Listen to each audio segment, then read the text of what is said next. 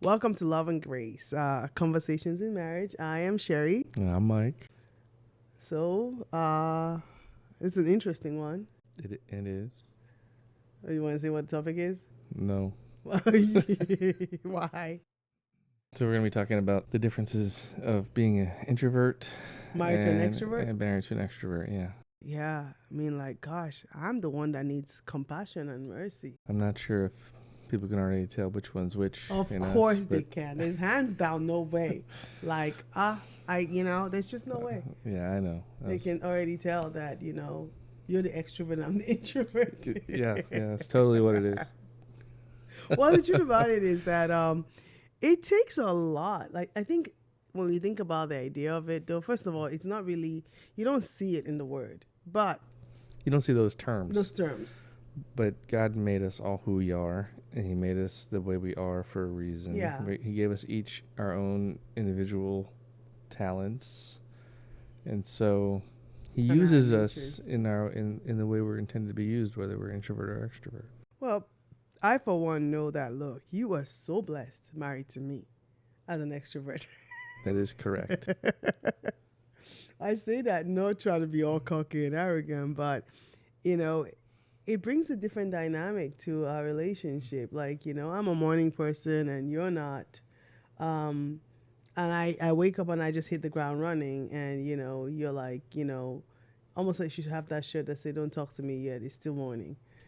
And that's not really has to do with being an introvert and extrovert, but it is drastically different from Yeah, well, it's not about that necessarily being introvert, extroverted. It's just the fact that But your it's just as different. your when I say when I wake up, my energy when I wake up in the morning is like Oh, ready yeah. to just go. Yours is we're waking up, like this the slow process. Why are you to it. talking to me? Yeah. Yeah, why are you talking to me? Don't talk to me. Yeah, I've not had my coffee, kind of thing.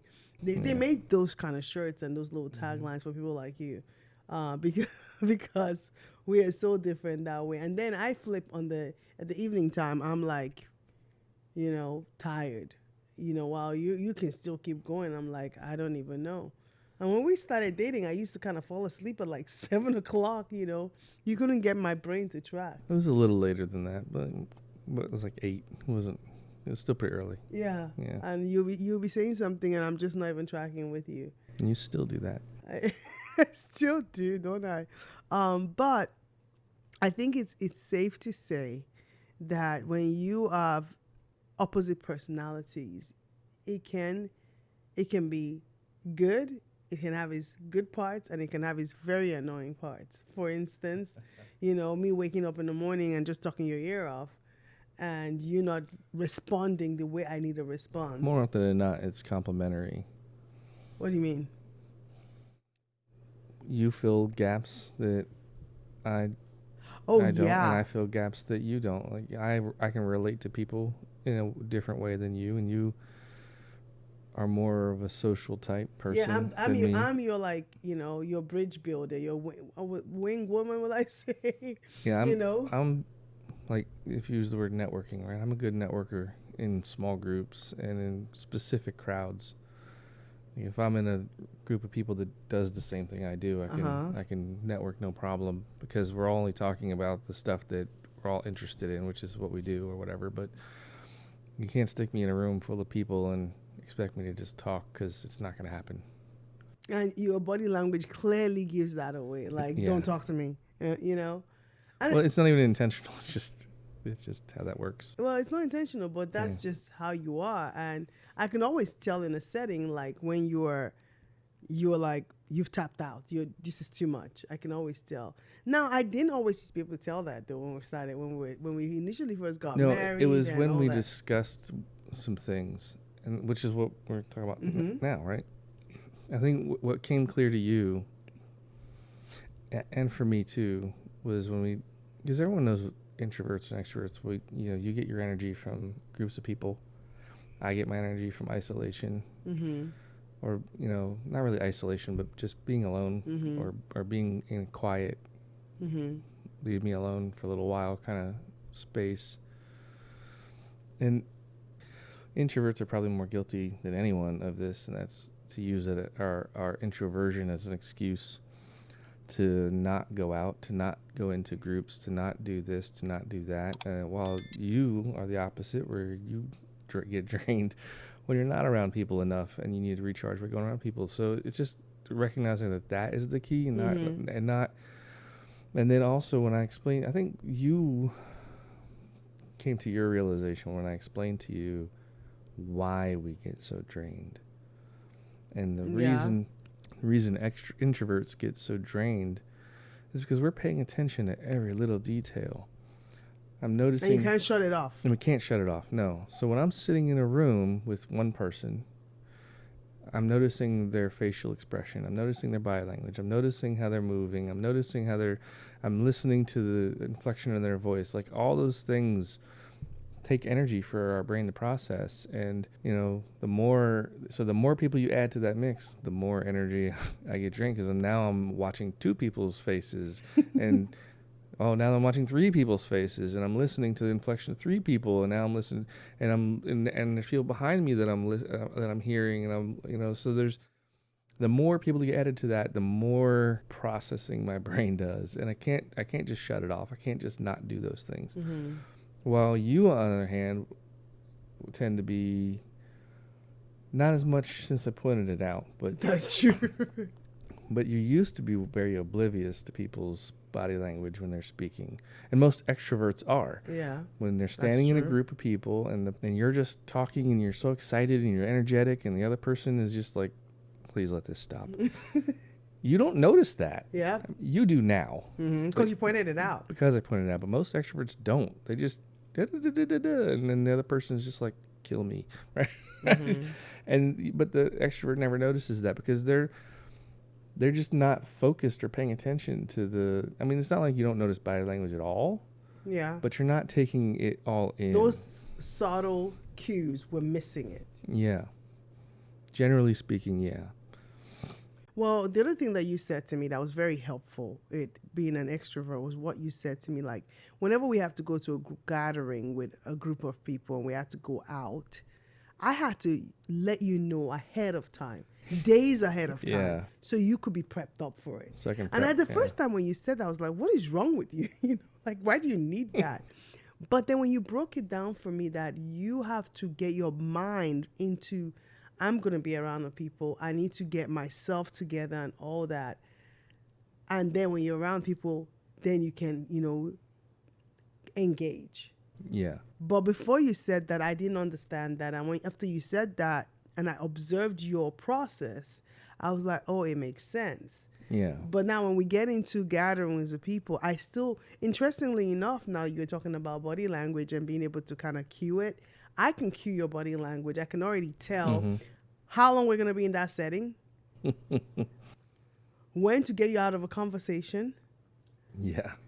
And how to get you out of a conversation. Right. Because now I'm more aware of your cues, and I'm like, okay, you know what? We come into a room that's high energy. I know tops this amount of time. He's not going to last past this amount of time. And I have to be okay with, okay, you know what? It's Especially not about when me. there's another very energetic person in that room. Exactly. It's not about me trying to just, so that's why we compliment each other out. You know that, okay, maybe I can only do an hour, but you know that an hour is not going to be enough time for me. You will push yourself till about an hour, 10, 20 minutes.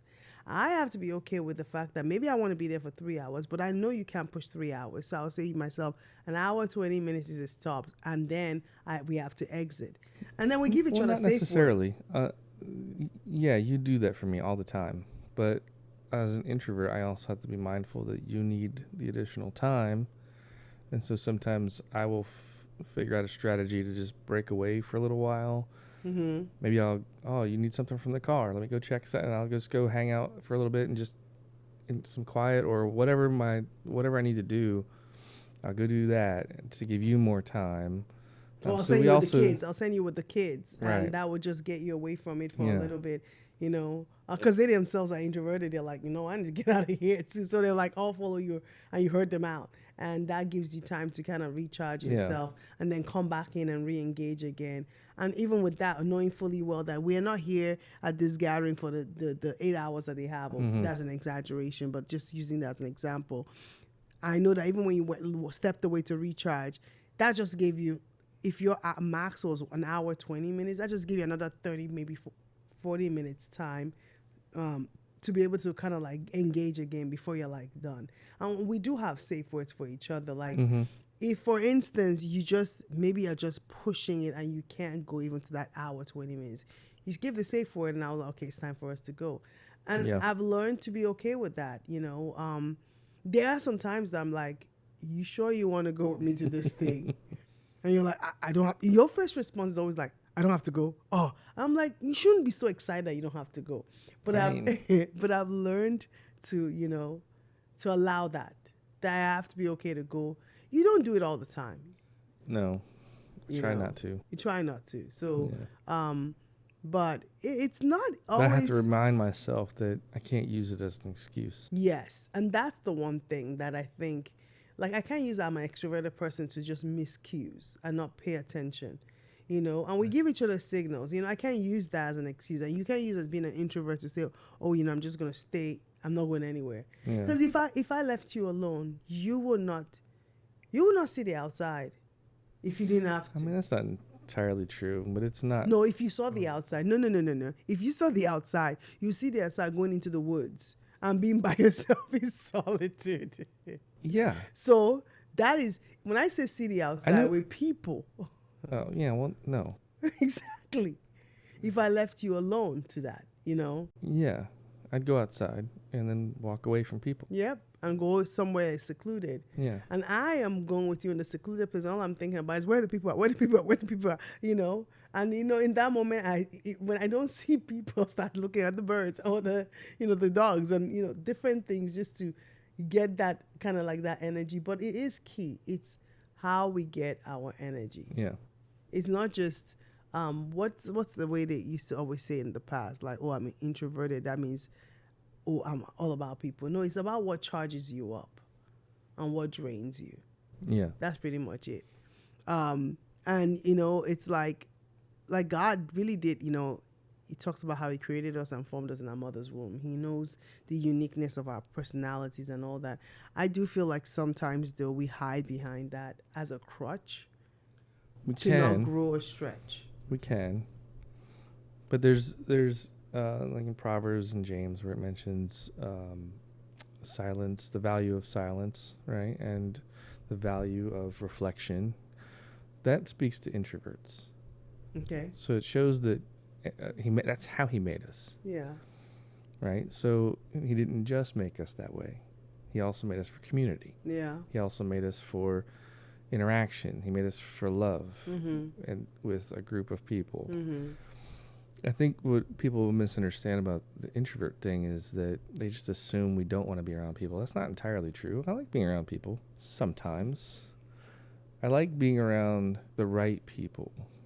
And what I mean by that is it doesn't mean you're the wrong, someone can be the wrong person. It means that we tend to evaluate our situation and place a value on it. Okay. Can you explain that? So for you, your extrovert, your value is you're getting recharged by the interaction. Mm-hmm. My value from interacting with people is, am I gleaning from this person? Are they wasting my time? Or are they wasting my time? And I can always tell if they're wasting your time. There's a vibe that you give me that even if I'm clear across the room, I can tell. I was like, oh, that person is just nope. I have to come bail you out. I think that's a good point to highlight, though.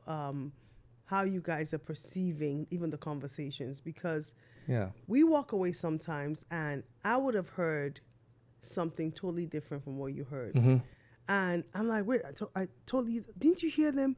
Or I would have missed a cue or a signal, body language. And you're like, well, you didn't see that when you said that word, they got uncomfortable. They did, Mm-hmm. Not so much now, because, by learning to love you as an introvert, it's given me a better grace and understanding for other introverts.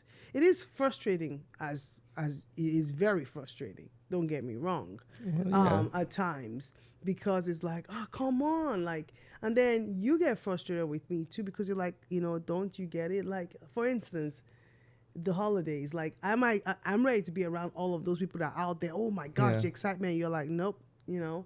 I'm like, come on, let's go. And you're like, I nope. mostly get frustrated when you get so excited about something, you're just going and talking and talking. And now we have signals Yeah. that I'll give you when I notice someone's just like, Tuning out. please end this, right? Or you know. And this is the word. But sometimes you're so zoned into it that you miss my cue and you just keep going, and But so you have to give me a signal again so I have sometimes. to keep doing it. And then sometimes it doesn't happen often, but there are times where you've misread my signal because I'll tap you, and you'd be like, "What I need to stop talking or something?" I'm like, no, I was just touching you like that. That didn't Well, mean we anything, concluded that tapping was not the best signal. right. So we don't do that. Yeah, that was a long time ago. We don't do that anymore. We have different signals. We've got a much better system now. But for a while, it was I would just touch you and you'd be like, "What?" And I'll stop mid sentence because I'm doing it again, you know.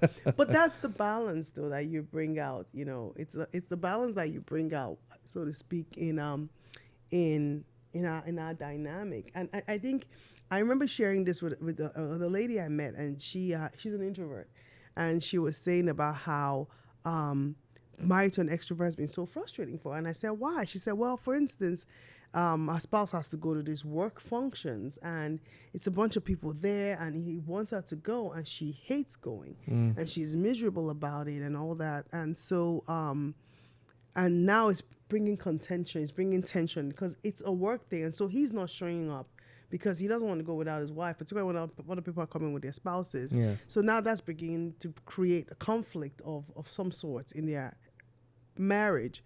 And so I said to her, I said, well, why don't you guys create a safe word?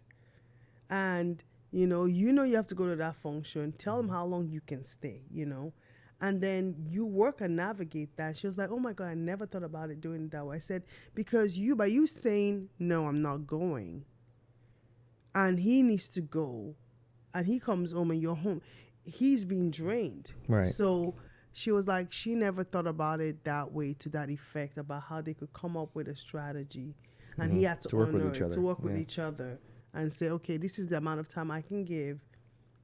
And, they go and honor that time. Right. There have been times, though, that I'm ready to go, but you're not. Yeah. But that's usually in smaller settings. Or if it's a bigger setting, it's a smaller group of people that we've gotten together with, and I'm enjoying the conversation. Yeah. So that does happen, but it's not common. Yeah, it's not common, but it does happen. And you can read my cues, so you're like, okay, she's ready to go. And so usually in those moments, I feel bad pulling out of the conversation because I'm like, wow, he's finally talking, Well, you don't do that much, really. You don't really pull me out of conversations very often. No, I don't. But it has happened. It has been. It has happened, but not very often. But I think the key part for introverts is like, okay, they value silence and they want to reflect. You guys like more of a smaller setting in conversations and with people. You need time to place where a battery isn't going to get drained so quickly. And then the other thing that I know for you guys, for introverts, is that after we leave a gathering, it's going to take you a couple of days to recharge. Depending on the person. It doesn't take me that long. Anymore. It takes about a day, usually. Really? Are you sure about that? Well, I think maybe you're I'm averaging more than 1 day. Well, I'm not as long as some other introverts we know. No, you're also not as long as you used to be.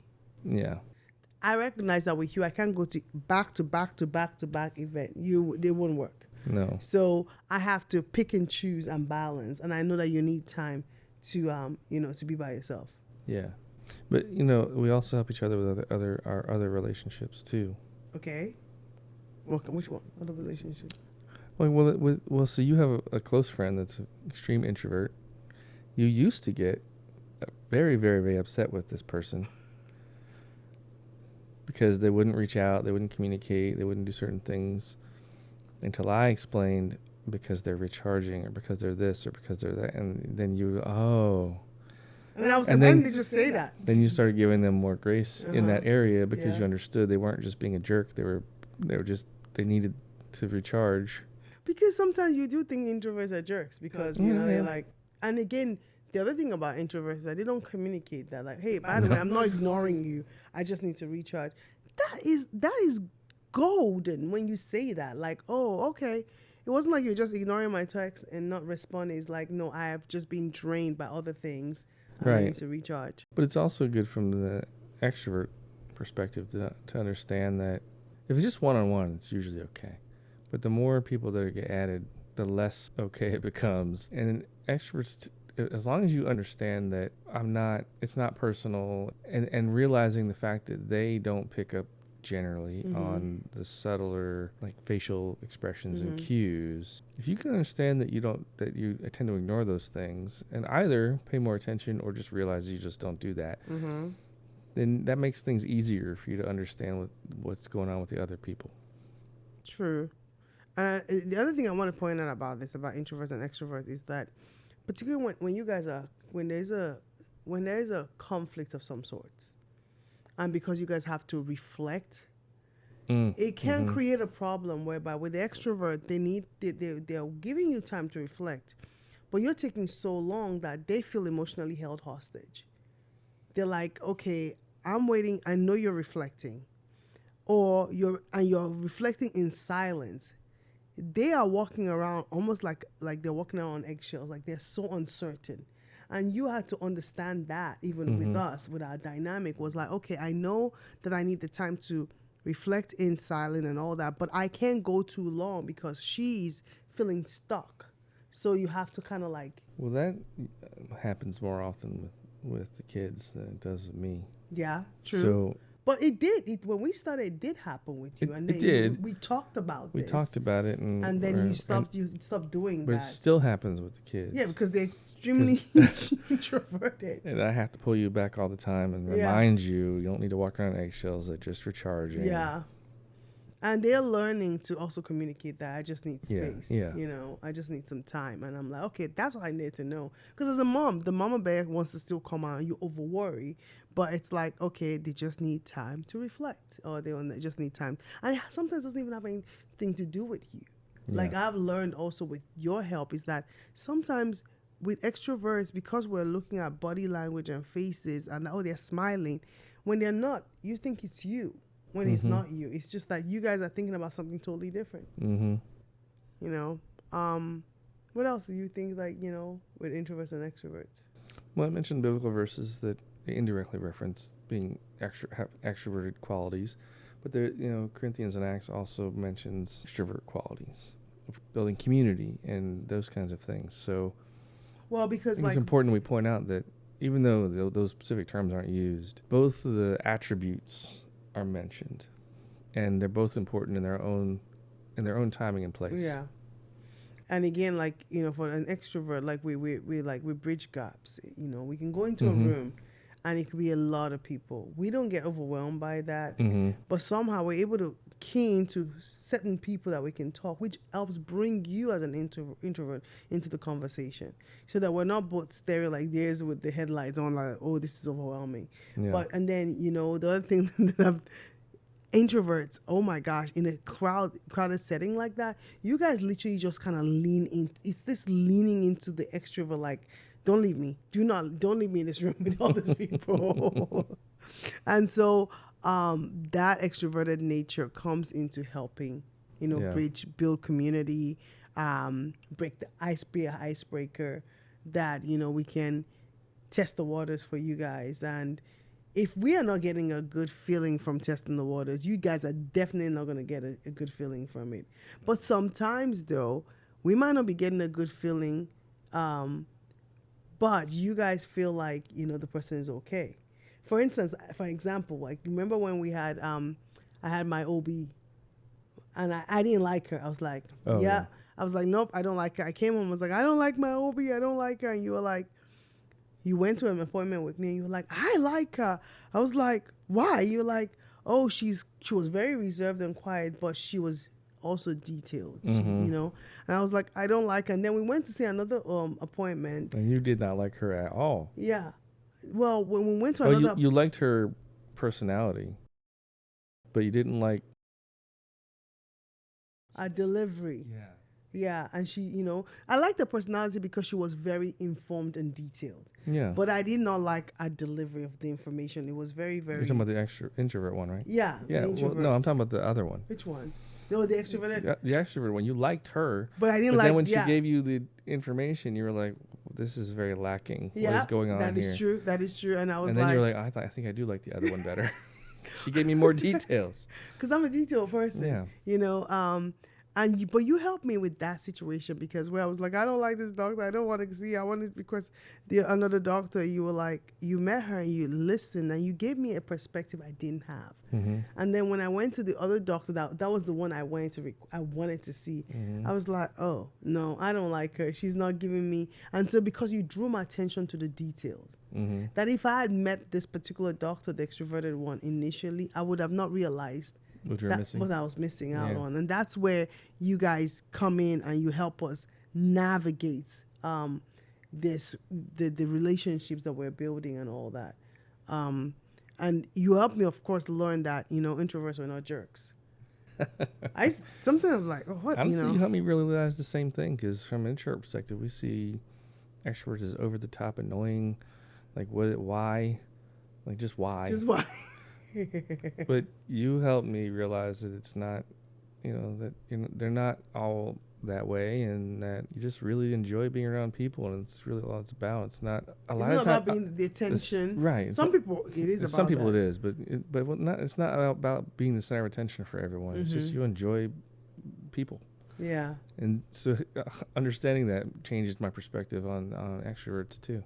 Well, I think that's where we balance. You can balance each other out because you can help each other identify the unique gifts in both sides. Like, you being able to help me realize that all introverts are not all. Let me not caveat by saying all introverts are not jerks, but introverts are not jerks. Yeah, some of them are, but they're not trying to be. So the way let me rephrase that and say this: no, they are not trying to be a jerk.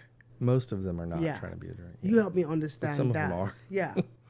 And some of them use that as their an excuse, an excuse to be jerks. Mm-hmm. But you were able to help me understand that part, and then I was able to see the perspective that not all extroverts want to go into a room and be the life of a party, attention seeking, and all that.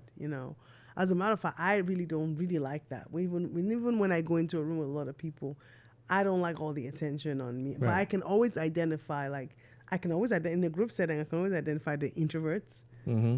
It's not hard. It's not hard, but I think I can also identify the introverts and still kind of engage with them and talk with them, and particularly the ones that are hugging the wall are uncomfortable. You can just tell they're like, oh, yes. I was like, oh my God, poor dear. They look so miserable, So those are the ones I beeline for because I can just tell they're uncomfortable in the setting. Mm-hmm. And because you being an introvert and I bring you along into the conversation, it actually helps them relax. Like, yeah.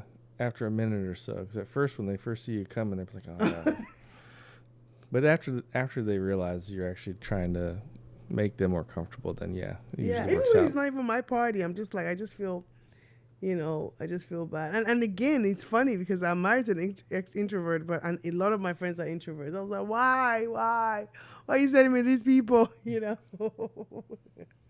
What about those that are ambiverts?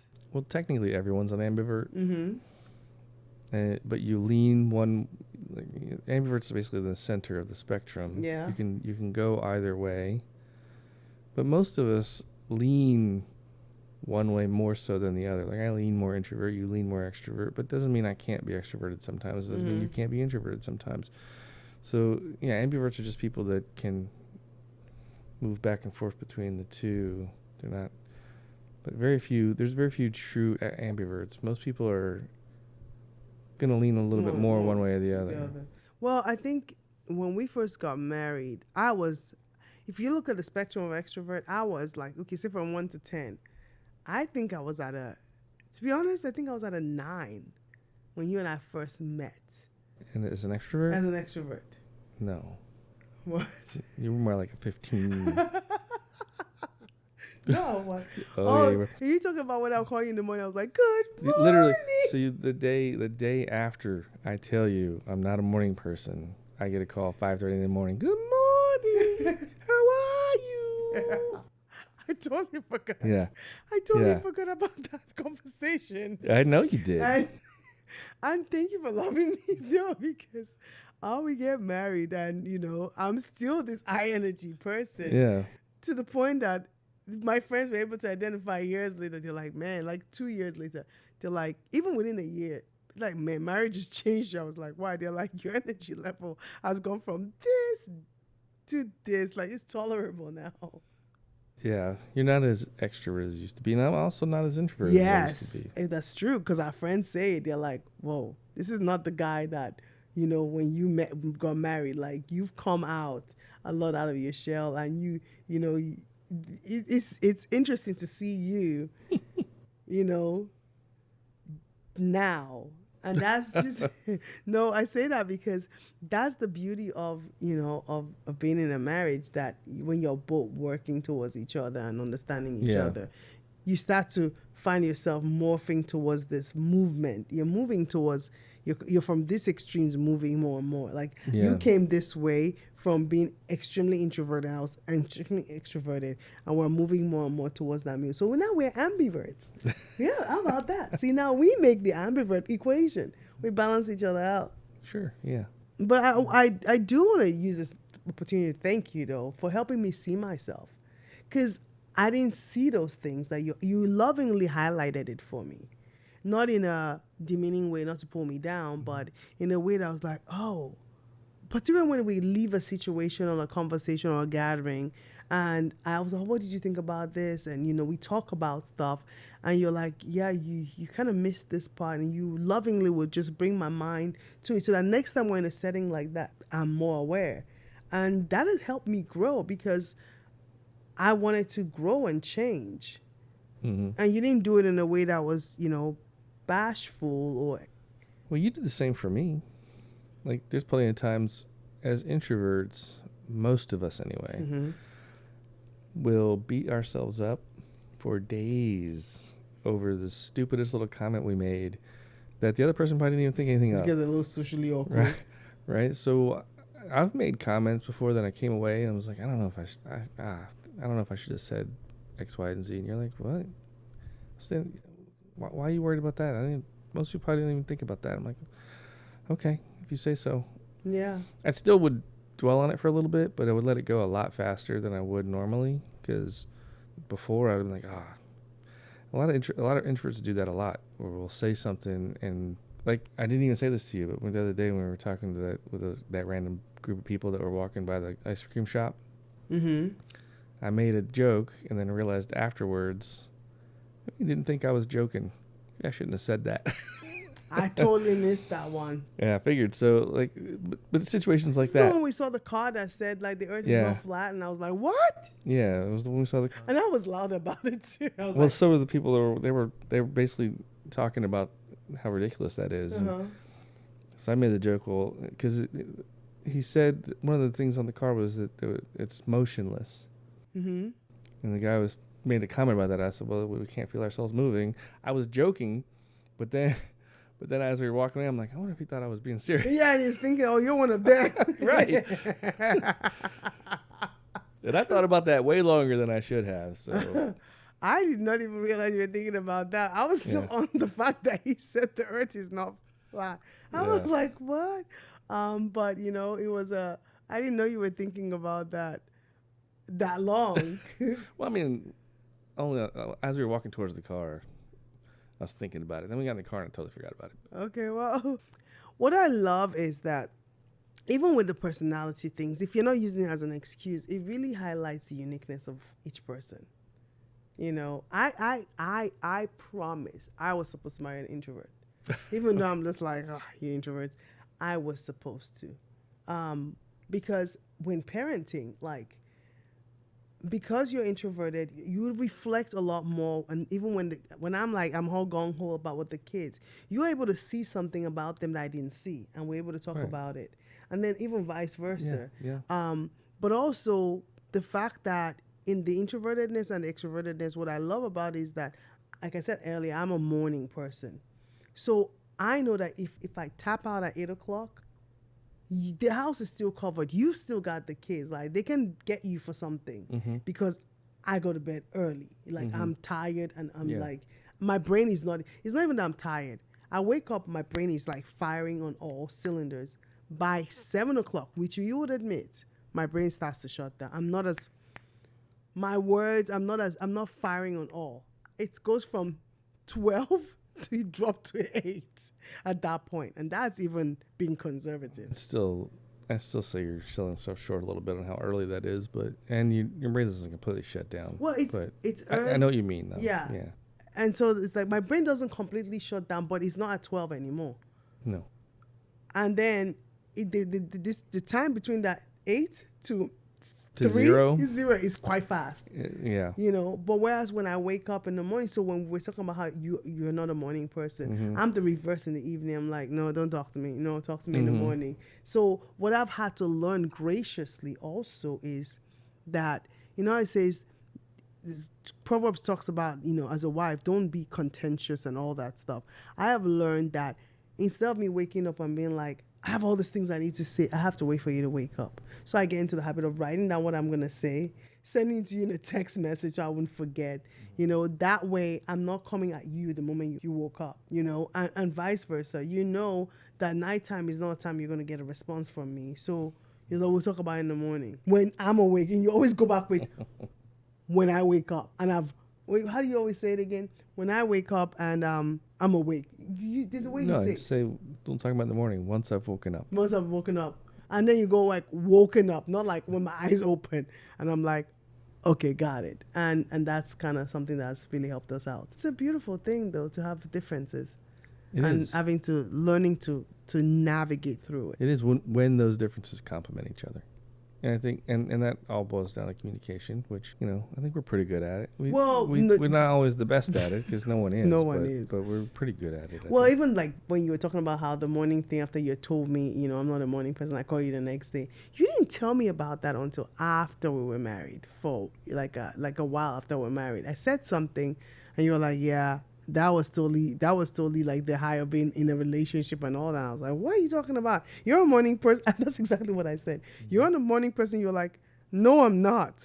I just indulged you. And I was like, I was shocked because I did not know that. He's like, I said it to you. I was like, totally went over my head, you know? Yeah, it totally went over your head. It totally went over my head. Is there anything else you want to talk about? No, I think that covers all so of it, right? So safe words, we said. What else? Safe words. What else? What are our key highlights? Leaning into the ways you can complement each other, right? That's true. Knowing how they charge, observing that. Understanding what being an extrovert and being an introvert really is. It's just about how our batteries recharge. Okay. And not an excuse to not go around people, or not an excuse to get into a group of people when that might not be a good time to do that.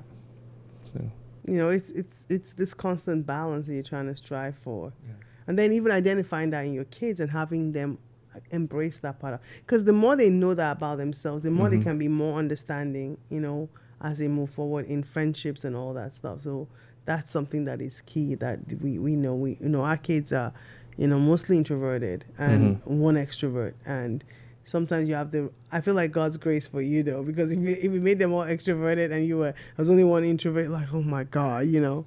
But he was gracious enough that we can identify that in our kids, and you help me understand them better. You know, you help me understand the introverted part of them better, and I help you understand the extroverted one better. Yeah, you know, that does help us in our relationship. Because as much as I've gotten to understand you and extroverts as a whole through you, there are still times when he does stuff that I'm just like, what?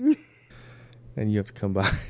You come by behind and explain it to me, and I'm like, oh, okay, now I get it. Yep. So and he's just, you know, he's high energy, and I know that, you know, I can't leave him with the house, because if I count the days, I'm like, wait, this kid has not been out of the house for, I mean, your mind hasn't even tried it, like, it's fine, you know. I was like, you haven't gone outside, like, go outside and go somewhere.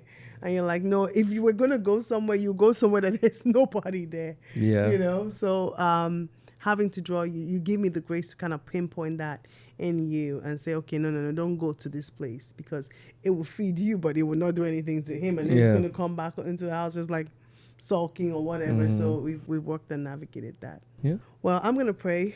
Pray for any couple that that is dealing with that. Like understanding each other through this. Yeah. Okay. Okay.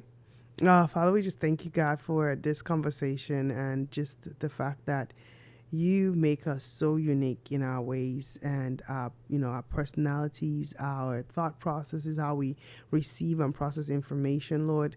And Father, that uniqueness, God, you can use that even in marriage, God, to create harmony and oneness and unity.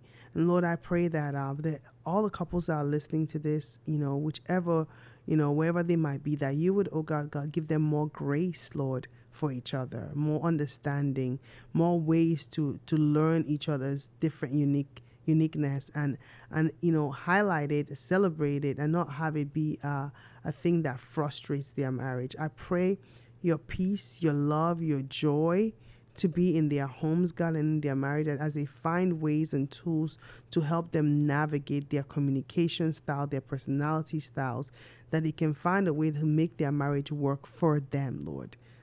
And that there will be no comparison to other people of what it could look like. Give them that grounding that they need in what is uniquely theirs. In Jesus' name we pray. Amen. Amen.